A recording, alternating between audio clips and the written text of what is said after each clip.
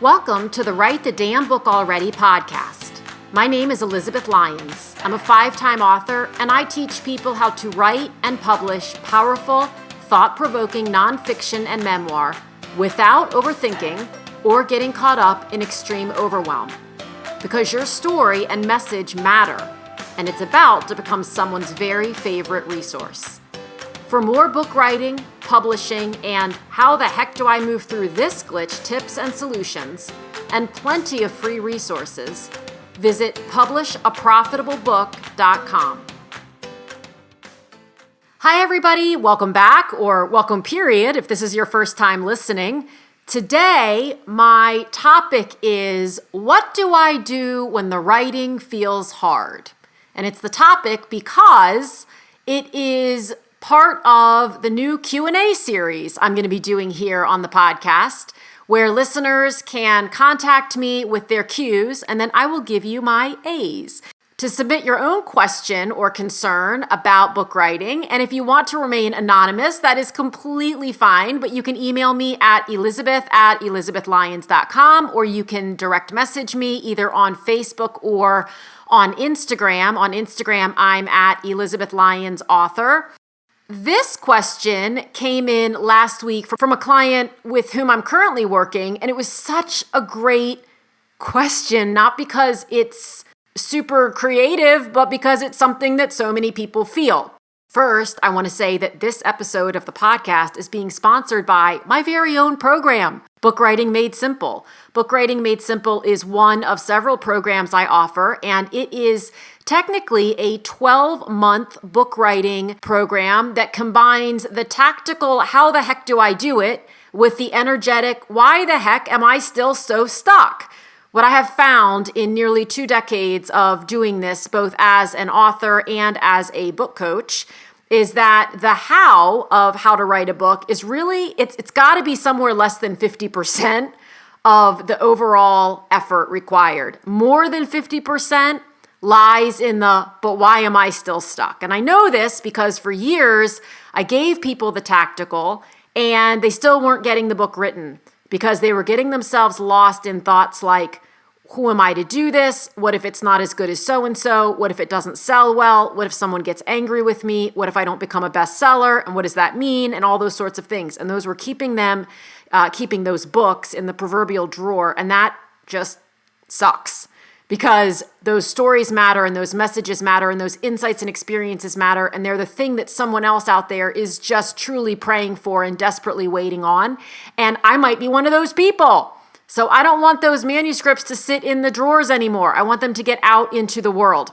Book Writing Made Simple combines the tactical with the coaching and the guidance and the mentorship that so many authors need to just get out of their own way.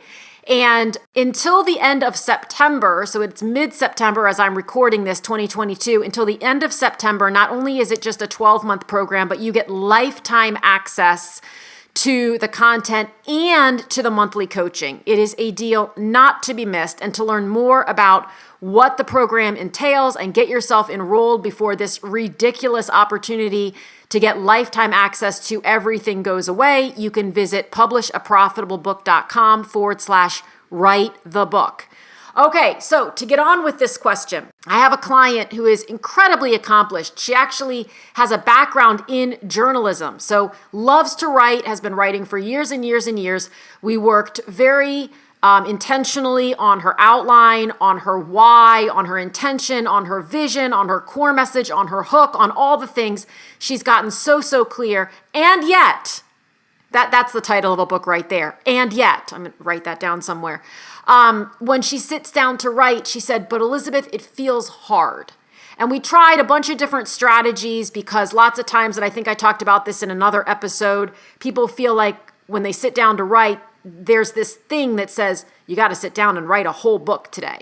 Not true. So we have different ways. I have different ways of kind of trying to trick your brain into, because you don't have to sit down. I mean, who sits down and writes a whole book in one sitting? No one. I don't care what anyone's saying. If they do, it isn't good. I'm just putting that out there. It is not good. So When people say, but I'm not a writer, I can't really sit down. It's like, yes, you are. I'm looking at you on social media. I'm watching you write long captions on your Instagram posts. I'm watching you write long posts on Facebook. I'm seeing you send out emails to your list. Like, you are a writer. You are writing. You just don't identify as Tolstoy or Elizabeth Gilbert or Brene Brown, who, by the way, probably often or at some point felt the exact same way. Like, am I really a writer? I'm a researcher. I'm not a writer, and on and on. I haven't had a conversation with Brene about that yet, but it's one of the first questions I would ask her because I feel pretty confident in what the answer would be. At any rate, when we sit down and we feel like the writing is hard, one of the things that's often happening, it's not the only thing, but it's one of the big things, is we forget that all the people who have sat down and written amazing books, what ended up being amazing books, your favorite books, the books that you think are amazing, for some odd reason, we think that they sit down and in 30 minutes, chapter 2 just poured out of them. And exactly the way it poured out of them the first time they sat down to write it is exactly how it ended up as you're reading it. No one ever rethought it or edited it or honed it or went back and added to it or, hey, subtracted from it or modified it or changed the way that you were saying something. No, they just grabbed a coffee or a tea or a adult beverage and they sat down and just the brilliance just poured out, and then they sent it to their editor and their editor was like, there's nothing I can do here. This is perfect. You don't even need an editor. This is wonderful. Release away. Guys, that's not how it happens. And I know you know that when you think about it. Here is an analogy I will give you that I used with my client. Think of it like a symphony. When you go to the symphony, even if you don't go to the symphony, I know you can put yourself in the space where this analogy is going to make sense.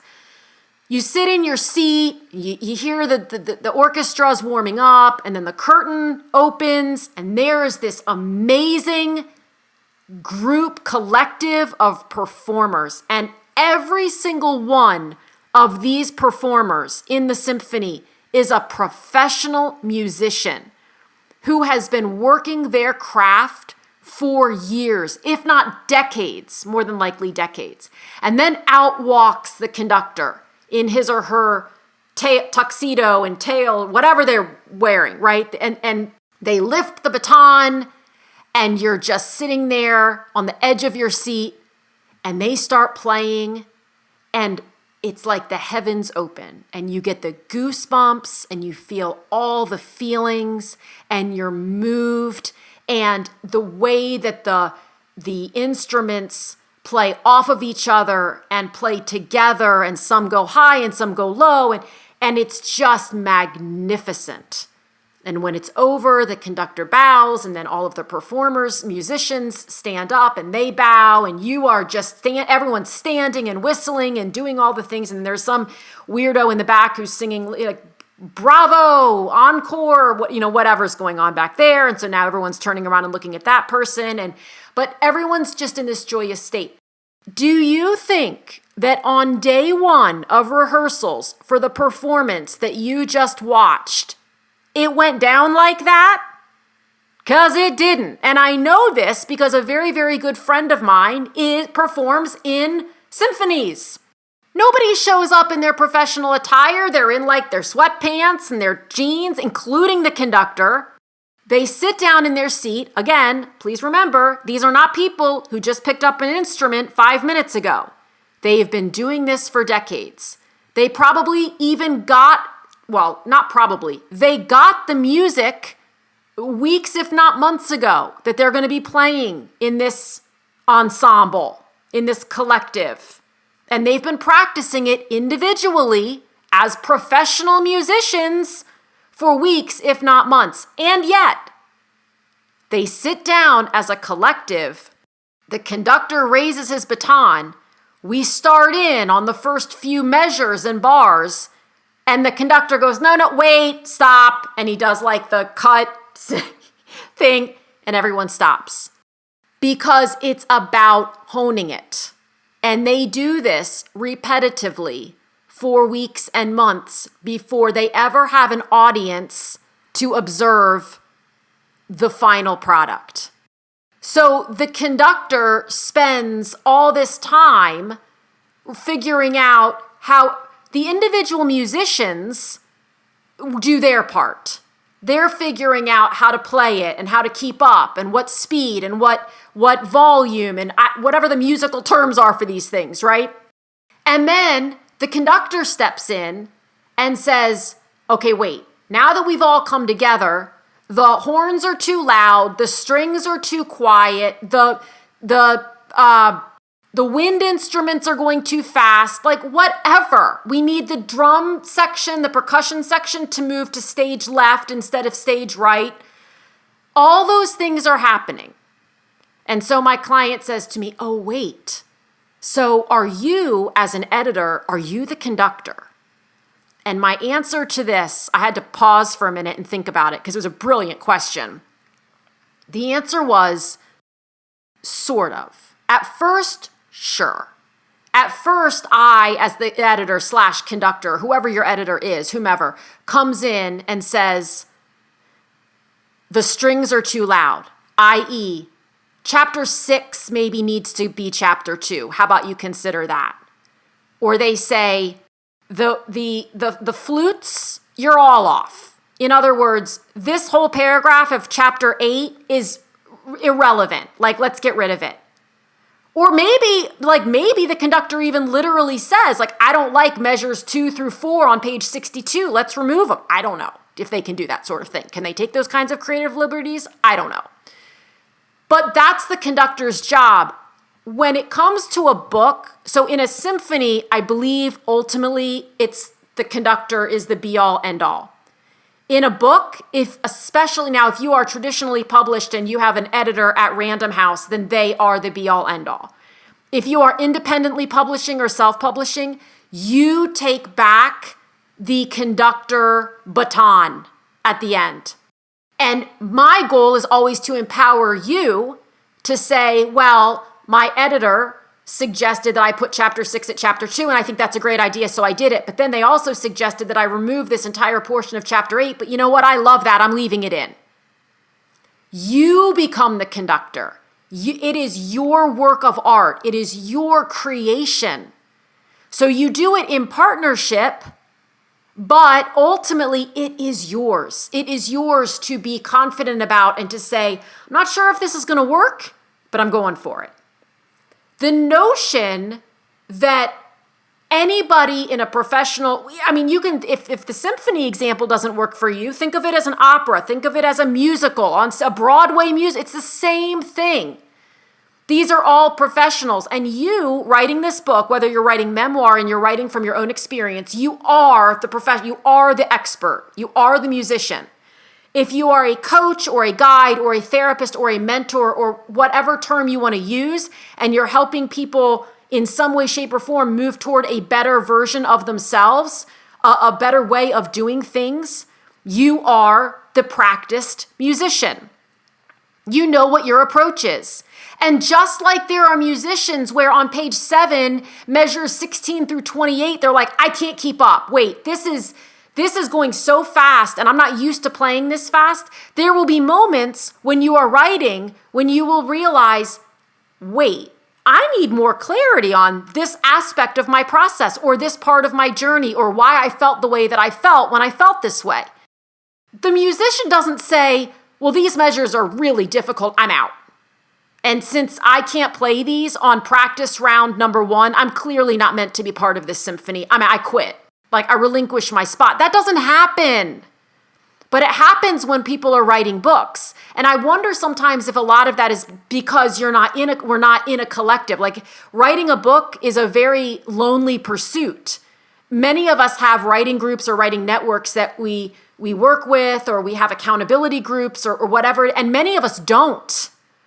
And so we forget because we don't have people consistently reminding us, which is why I love to do my programs and my coaching the way that I do them, because it is so important that you have those moments where you can have reflected back at you, wait a minute.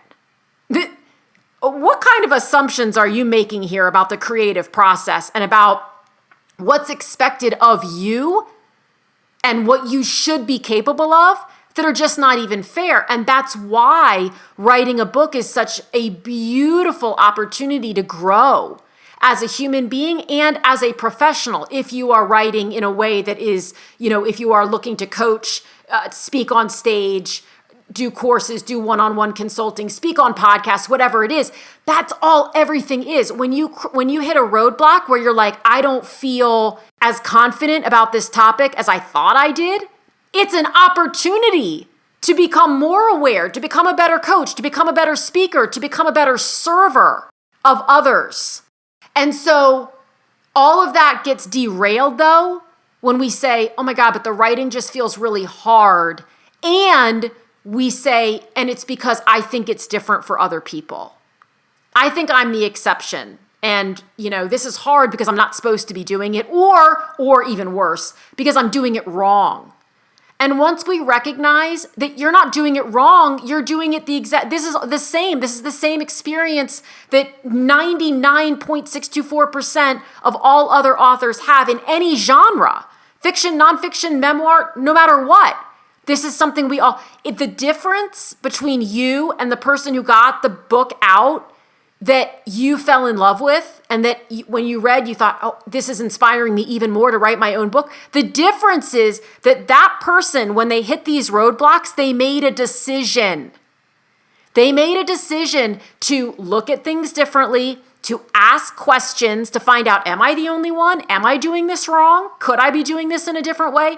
To seek support and guidance from someone, right? Someone they've hired that they're professionally working with, or someone in their writing community, or just a Facebook post like, somebody help me, I'm stuck. There are so many Facebook groups out there for writers to do just that and get that kind of support.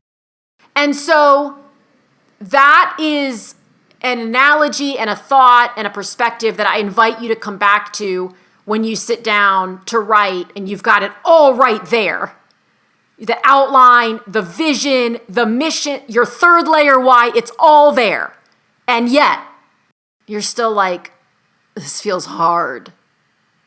Because some days it does. And people say, but Elizabeth, it doesn't ever feel hard for you. You've written, book 6 is almost out. It can't, guys, there are days when it feels hard. And I'm not a proponent of pushing through. That's not it. I don't say, well, just do it anyway. I mean, I do say that. But my perspective shift now is always, sometimes I get there more quickly some days than others, but it always ends up being, okay, what's here for me? What's here for me in the hard? Like, why is this showing up?